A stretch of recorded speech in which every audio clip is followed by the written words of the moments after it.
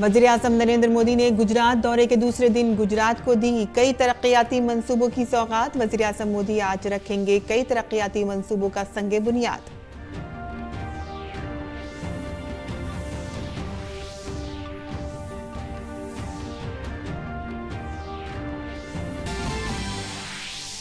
वज़ीर-ए-आज़म नरेंद्र मोदी ने भारत के सबसे लंबे केबल ब्रिज की नकाबकुशाई की और साथ ही द्वारकाधीश मंदिर में करेंगे पूजा अर्चना। वज़ीर-ए-आज़म राजकोट, भटिंडा, रायबरेली, कल्याणी और मंगलगिरी में एम्स कौम के नाम करेंगे वक्फ।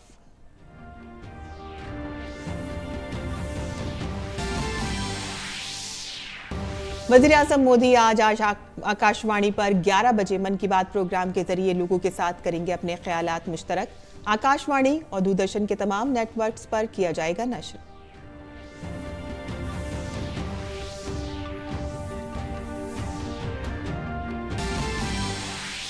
मरकजी वज़ीर दाखिला अमित शाह आज मध्य प्रदेश के दौरे पर इंतखाबी तैयारियों का लेंगे जायजा। लोकसभा की इंतजामी कमेटियों की मीटिंग में भी शामिल होने के साथ कारकुनान से करेंगे बातचीत।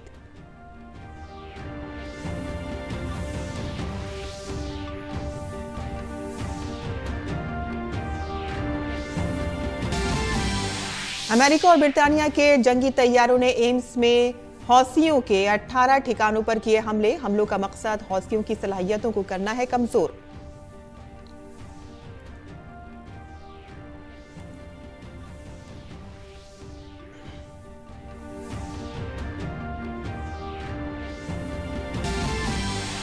रूस यूक्रेन जंग के 2 साल मुकम्मल होने पर सदर ज़ेलेंस्की ने कहा कि रूस हमारे ख्वाबों को नहीं कुचल सकता। इस दौरान रूस ने यूक्रेन के कई शहरों पर फिर शुरू किए हमले, तो वहीं यूक्रेन की तरफ से किए गए हमले हुए नाकाम।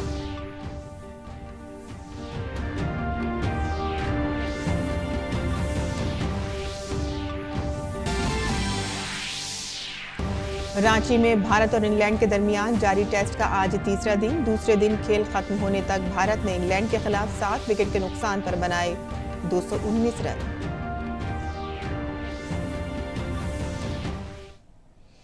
आदाब नाज़रीन, खबरनामे में आपका इस्तकबाल है। मैं हूं साइमा खान। अब खबरें तफसील से। गुजरात के अपने दौरे के दूसरे दिन वज़ीर-ए-आज़म नरेंद्र मोदी ने सबसे पहले बेट द्वारका मंदिर में पूजा अर्चना की। भगवान श्री कृष्ण द्वारका में विराजमान है। काबिल जिक्र है कि बेट द्वारका को भगवान श्री कृष्ण का मस्कन समझा जाता है।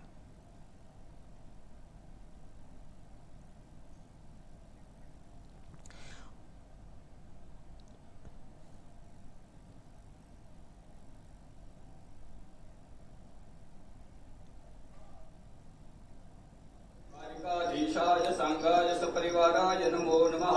विनायकं गुरुं भानु ब्रह्मा विष्णु महेश्वरान् सरस्वती प्रणम्यादो सहस्रानवित्ताय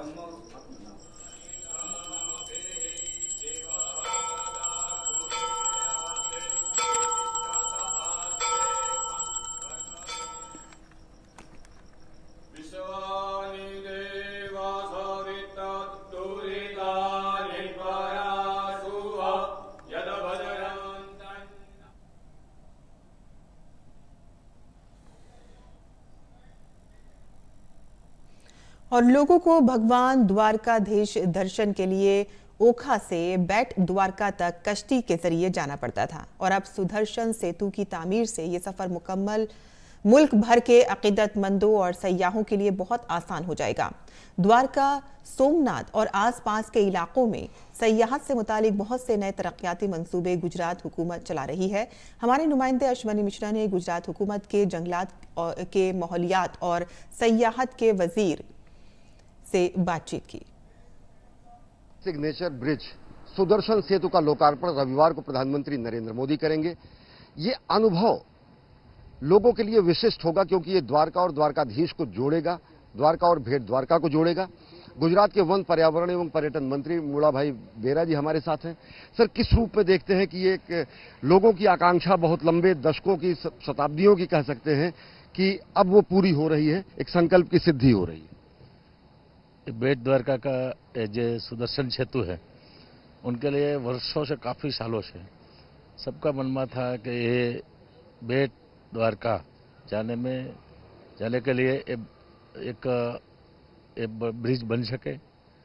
आदरणीय प्रधानमंत्री जी नरेंद्र भाई मोदी जी ने वो सही करके बता दिया कि ये सुदर्शन सेतु है, उनका भूमि पूजन उन्हें ही किया था और अभी कल वो लोकार्पण करने के लिए भी नरेंद्र भाई मोदी साहब आ रहे हैं।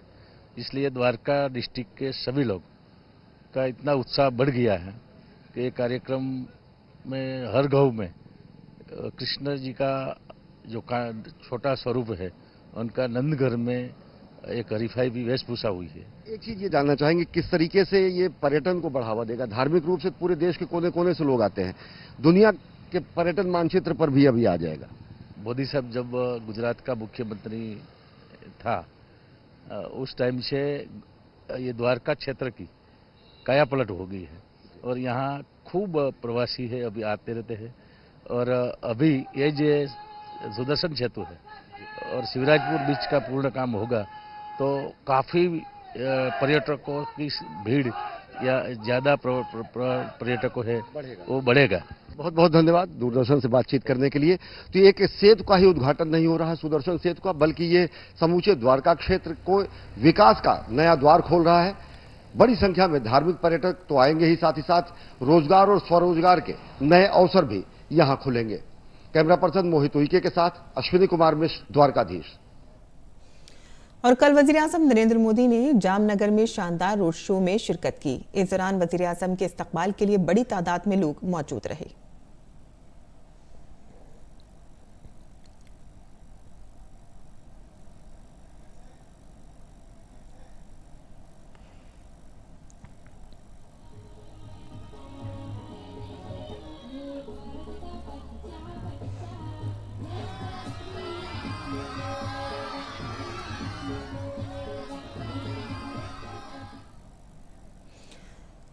और वज़ीर-ए-आज़म नरेंद्र मोदी ने अपने राजकोट दौरे से पहले एक थ्रोबैक वीडियो शेयर किया है।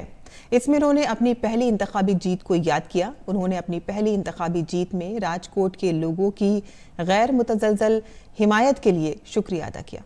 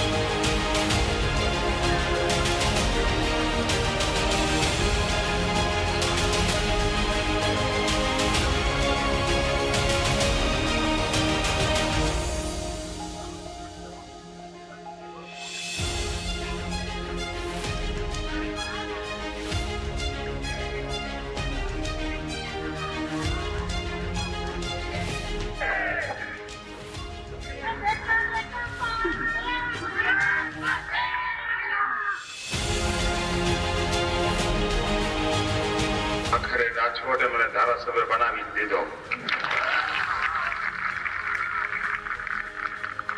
मैं રાજકોટના નાગરિકોને વિનંતી કરી હતી કે મને જરા કસીને બરાબર અગ્નિ પરીક્ષા કરીને મને ખબર નહોતી કે રાજકોટના મતદારો મને ડિસ્ટિંક્શન માર્ક આપશે। 15,000 કરતા વધારે મતોથી મને વિજય બનાવ્યો। આ દશકામાં બીજા પણ એક મુખ્યમંત્રીની ચૂંટણી થઈ હતી, મુખ્યમંત્રી ચૂંટણી લડ્યા હતા। ભરપૂર જાતિવાદ, ભરપૂર શાસનનો દુરુપયોગ અને આખી ચૂંટણીને યુદ્ધ છાવણીમાં બદલી હતી। માંડ એ 13,000 પહોંચ્યા હતા।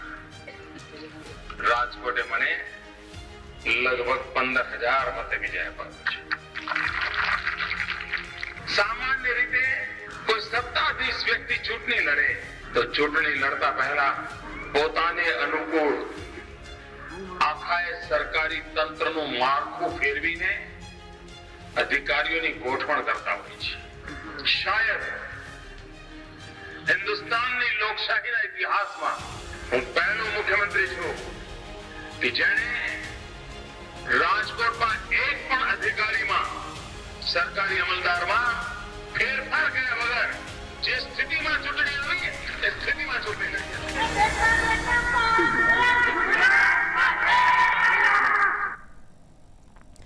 वज़ीर-ए-आज़म नरेंद्र मोदी गुजरात के राजकोट के दौरे के दौरान राजकोट में 48,100 करोड़ रुपए से ज्यादा के मुतादिद तरक्याती मंसूबों का इफ्तिताह और संग बुनियाद रखेंगे। वो 5 मजीद एम्स भी कौम के नाम वक्फ करेंगे और सेहत की देखभाल के बुनियादी ढांचे के कई मंसूबों का इफ्तिताह और संग बुनियाद रखेंगे। देखिए हमारी ये खास रिपोर्ट। राजकोट में मुनक्किद होने वाली तकरीब में वज़ीर-ए-आज़म नरेंद्र मोदी कौम को सेहत, सड़क, रेलवे, तवानाई, सयाहत, पेट्रोलियम और कुदरती गैस से मुतालिक कई अहम प्रोजेक्टों का तोहफा देने वाले हैं। खास बात यह है कि मुल्क को एक साथ 5 और एम्स का तोहफा मिलने वाला है। वज़ीर-ए-आज़म मुल्क में सेहत की सहूलियात को मजबूत बनाने के लिए गुजरात में राजकोट, पंजाब में भटिंडा, यूपी में रायबरेली, मगरबी बंगाल में कल्याणी और आंध्र प्रदेश में मंगलागिरी में 5 एम्स कौम के नाम वक्फ करेंगे। 6,000 करोड़ रुपए से ज्यादा के तखमीने वाले प्रोजेक्टों के साथ इन 5 नए एम्स में 4,040 बिस्तर और 500 मेडिकल सीटें होंगी। इन शहरों के अलावा पड़ोसी रियासतों के 50 करोड़ से ज्यादा लोग जदीद तरीन इलाज हासिल कर सकेंगे। माननीय प्रधानमंत्री श्री नरेंद्र मोदी जी के कर कमलों के द्वारा एम्स राजकोट का इधर आके वो लोकार्पण करेंगे। उसके साथ साथ 4 और एम्स हैं हमारी जो हमारे से थोड़ी सीनियर भी हैं, उनका भी साथ ही में लोकार्पण करेंगे। वज़ीर-ए-आज़म नरेंद्र मोदी 23 रियासतों और मरकज के ज़ेर इंतजाम इलाकों में 11,500 करोड़ रुपए से ज्यादा के 200 से ज्यादा सेहत के मंसूबों का आगाज और संग बुनियाद रखेंगे। वो पुडुचेरी के कराईकल में जीप मेर के मेडिकल कॉलेज, पंजाब के संगरूर में PGIMER के 300 बिस्तरों वाले सैटेलाइट सेंटर का भी इफ्तिताह करेंगे और फिरोजपुर में PGIMER के 100 बिस्तरों वाले सैटेलाइट सेंटर का संग बुनियाद रखेंगे। एम्स खुलने से बहुत सारी परेशानियां लोगों की जो है वो काफ़ी हद तक कम हो गई है और यहाँ पे जो सुविधाएं हैं एम्स में वो सब नागरिकों को बढ़िया लग रही है। यहाँ की जो स्वच्छता है, यहाँ का जो स्टाफ है बहुत कोऑपरेटिव है। इससे तो बहुत बड़ा बेनिफिट होगा पीपल को, क्योंकि प्रीफर करते हैं लोग पहले सिविल में जाने का, क्योंकि सब लोग तो बेयर नहीं कर सकते, एक्सपेंसिव होता है। Though the facilities are available in Rajkot for better treatment, all type of doctors are available, but it is expensive too. तो जो कॉमन मास है, जो रूरल पीपल है, जो बेयर नहीं कर सकते एक्सपेंसेस, उसके लिए जो एम्स हुआ है it is the best according to me. वज़ीर-ए-आज़म नेशनल हेल्थ मिशन और वज़ीर-ए-आज़म Ayushman Bharat health infrastructure mission के 115 प्रोजेक्टों का इफ्तिताह और संग बुनियाद भी रखेंगे। वो मुल्क भर में कई मेडिकल कॉलेजों और नर्सिंग कॉलेजों का इफ्तिताह भी करेंगे। इसके अलावा पुणे में नर्सिंग ग्राम के नाम से नेशनल इंस्टीट्यूट ऑफ नेचुरोपैथी और झज्जर हरियाणा में regional yoga and naturopathy research institute का भी इफ्तिताह किया जाना है। PM Modi employees state insurance corporation के तकरीबन 2,280 करोड़ रुपए के 21 प्रोजेक्ट भी कौम को वक्फ करेंगे। माननीय प्रधानमंत्री जी पीजीआई के संगरूर सैटेलाइट सेंटर को एवं फिरोजपुर के जो सैटेलाइट सेंटर को, दोनों को देश के लिए समर्पण करने जा रहे हैं। माननीय प्रधानमंत्री ने अपनी विजन और अपनी फुल निष्ठा के साथ हमारे साथ कोऑपरेट किया है, जिसके करके ये दोनों सेंटर आज पंजाब के रोगियों के लिए अब समर्पित किए जा रहे हैं। सेहत के शोबे में अहम मंसूबों के अलावा वज़ीर-ए-आज़म खित्ते में काबिल तजदीद तवानाई की पैदावार बढ़ाने के लिए कई मंसूबों का संग बुनियाद भी रखेंगे। वो 9,000 करोड़ रुपए से ज्यादा की लागत वाले नए मुंद्रा पानीपत पाइपलाइन प्रोजेक्ट का भी संग बुनियाद रखेंगे। सड़क और रेल के बुनियादी ढांचे को मजबूत करने की सिमत में वज़ीर-ए-आज़म सुरेंद्रनगर राजकोट रेल लाइन को दोगुना करने, पुराने NH 8E के भावनगर तलाजा को 4 लेन करने और NH 751 के पीपली भावनगर पैकेज 1 का भी आगाज करेंगे। वो NH-27 के सामा खयाली से संतालपुर सेक्शन तक 6 लेन वाली पक्की सड़क का संग बुनियाद भी रखेंगे। एम्स राजकोट के अलावा 4 और नए एम्स प्रधानमंत्री राष्ट्र को समर्पित करेंगे।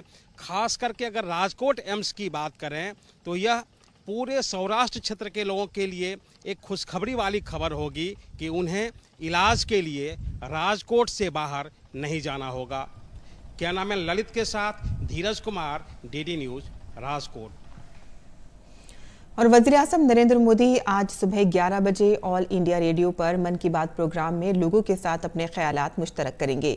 ये माहाना रेडियो प्रोग्राम की 110वीं किस्त होगी। ये प्रोग्राम ऑल इंडिया रेडियो और दूरदर्शन के पूरे नेटवर्क पर नश्र किया जाएगा। ये ऑल इंडिया रेडियो की वेबसाइट और न्यूज़ AIR मोबाइल ऐप पर भी दस्तयाब होगा। मन की बात program all India radio, Doordarshan, news, वज़ीर आज़म के दफ्तर और इत्तलात और नशरियात की वजारत के YouTube चैनल्स पर बराह रास्त नश्र किया जाएगा। मरकजी वज़ीर दाखिला अमित शाह लोकसभा इंतखाबात की तैयारियों का जायजा लेने के लिए आज मध्य प्रदेश के दौरे पर रहेंगे।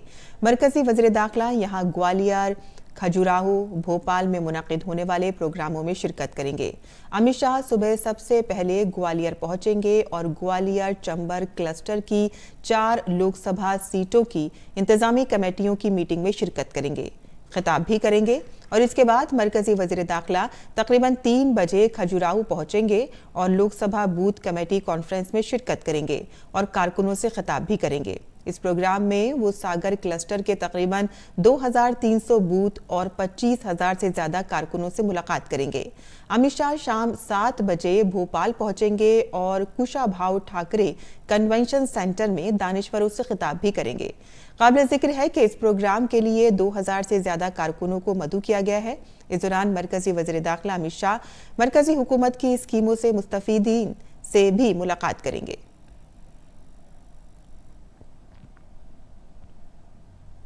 संदेश खाली वाक़े के खिलाफ एहतजाज में ऑल इंडिया स्टूडेंट यूनियन की तरफ से जवाहरलाल नेहरू यूनिवर्सिटी दिल्ली में एक प्रोग्राम मुनक़िद किया गया, जिसमें बीजेपी मगरबी बंगाल के सदर सुकांत मजुमदार और मगरबी बंगाल कानून साज असेंबली में अपोजिशन लीडर सुधांशु अधिकारी ने तलबा से खिताब किया।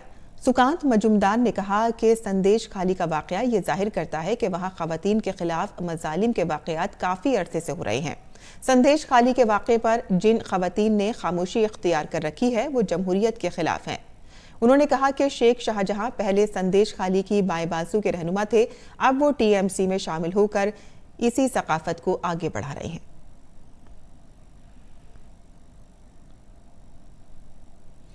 और इजरायली हुकूमत ने इजराइल और हमास के दरमियान जारी तनाज़े से तबाह होने वाले इलाकों की तामीर नौ के लिए भारत से हुनरमंद मजदूर तलब किए हैं। भारतीय हुकूमत ने मुश्किल वक्त में इजराइल के मुतालबात मानते हुए उत्तर प्रदेश के कई हजार कारकुनों को इजराइल भेजने की तैयारी कर ली है। और इस अहम मामले पर उत्तर प्रदेश के वजीर मेहनत अनिल राजभर के साथ देखिए हमारे नामानिगार हरिकेश बहादुर की ये खुसूसी बातचीत। उत्तर प्रदेश सरकार ने एक योजना बनाई है जिसके तहत यहाँ के जो श्रमिक हैं उनको इजराइल भेजा जा रहा है, उस पर हम इनसे बात करेंगे। अनिल जी, ये क्या योजना है और किस तरह के श्रमिकों को आप लोग भेज रहे हो? नहीं, देखिए, इजराइल और हमास का जो संग्राम चल रहा है उसके बाद इजराइल में एक नव निर्माण का दौर है, तो इजराइल ने डिमांड किया है।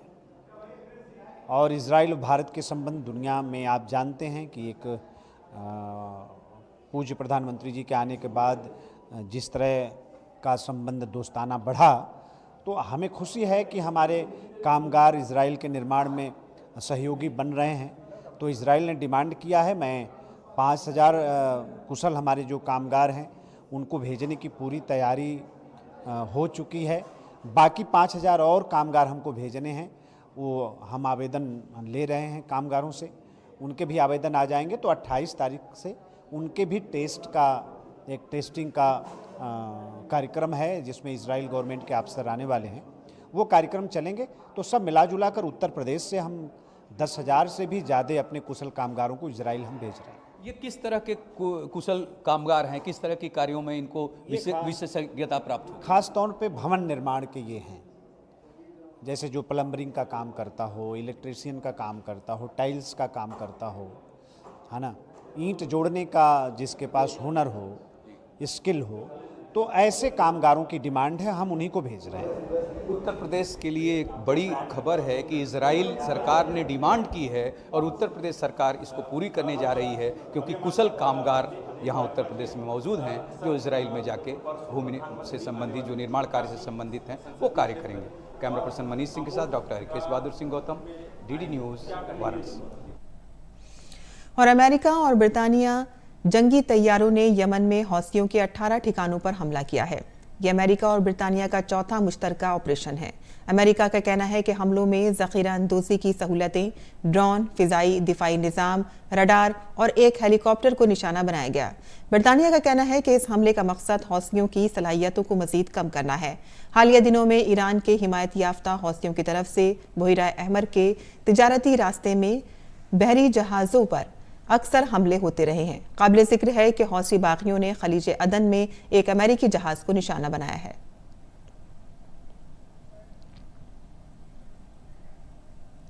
यमन के ईरान नवाज हौसी बागियों ने खलीज अदन में अमेरिकी oil tanker MV torment Thor को निशाना बनाया। हौसियों का कहना है कि वो गजा की जंग में फिलिस्तीनियों के साथ इज़हारे यकजहती के लिए जहाज रानी के रास्तों पर हमले कर रहे हैं और इससे कबल अमेरिका और बरतानवी अफवाज ने यमन में हौसियों के 1 दर्जन से ज़ायद ठिकानों पर हमले किए थे। यूक्रेन और रूस के दरमियान जंग आज तीसरे साल में दाखिल हो गई है। जंग के 2 साल मुकम्मल होने पर यूक्रेन के सदर व्लादिमीर ज़ेलेंस्की ने कहा कि उनका मुल्क रूस के खिलाफ जंग जारी रखेगा। रूस यूक्रेन के अवाम को कुचल नहीं सकता। दरअसल रूस ने यूक्रेन के कई शहरों पर ताज़ा हमले किए हैं, जबकि यूक्रेन की जानिब से किए गए ज़्यादातर हमले नाकाम हो गए हैं। यूक्रेन की फौज को अपने एक बड़े शहर एवदिविका से भी पीछे हटना पड़ा है। तो वहीं यूरोपीय ममालिक के कई रहनुमा यूक्रेन के दारुल हुकूमत पहुंच गए हैं और जंग में मरने वाले यूक्रेनियों को खराज अक़ीदत पेश किया है। और भारत और इंग्लैंड के दरमियान रांची में खेले जा रहे सीरीज के चौथे टेस्ट का आज तीसरा दिन है। दूसरे दिन का खेल खत्म होने तक भारत ने अपनी पहली इनिंग्स में 7 विकेटों के नुकसान पर 219 रन बनाए थे। आज टीम इंडिया 219 रन से आगे खेलना शुरू करेगी। ध्रुव जोरेल 30 और कुलदीप यादव 17 रन बनाकर नॉट आउट हैं। भारत की पहले इनिंग्स में शुरुआत खराब रही और कप्तान रोहित शर्मा 2 रन बनाने के बाद एंडरसन का शिकार बने। यशस्वी जायसवाल और शुभमन गिल ने दूसरी विकेट के लिए 82 रन जोड़े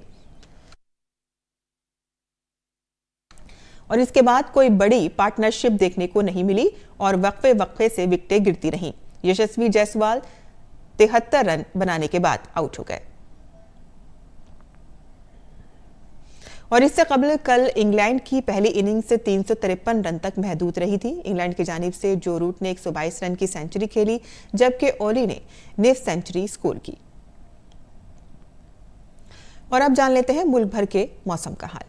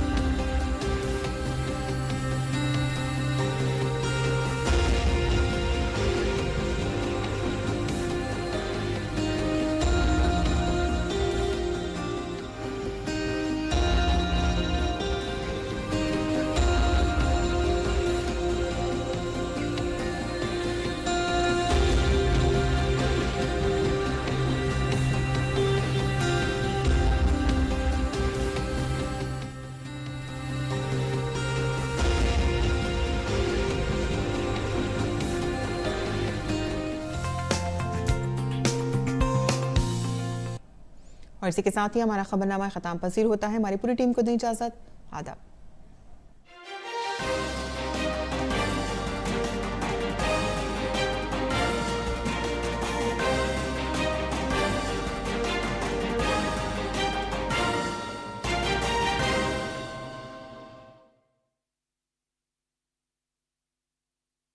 दोस्तों, इस हफ्ते हम आपको स्टोरी नहीं सुनाएंगे,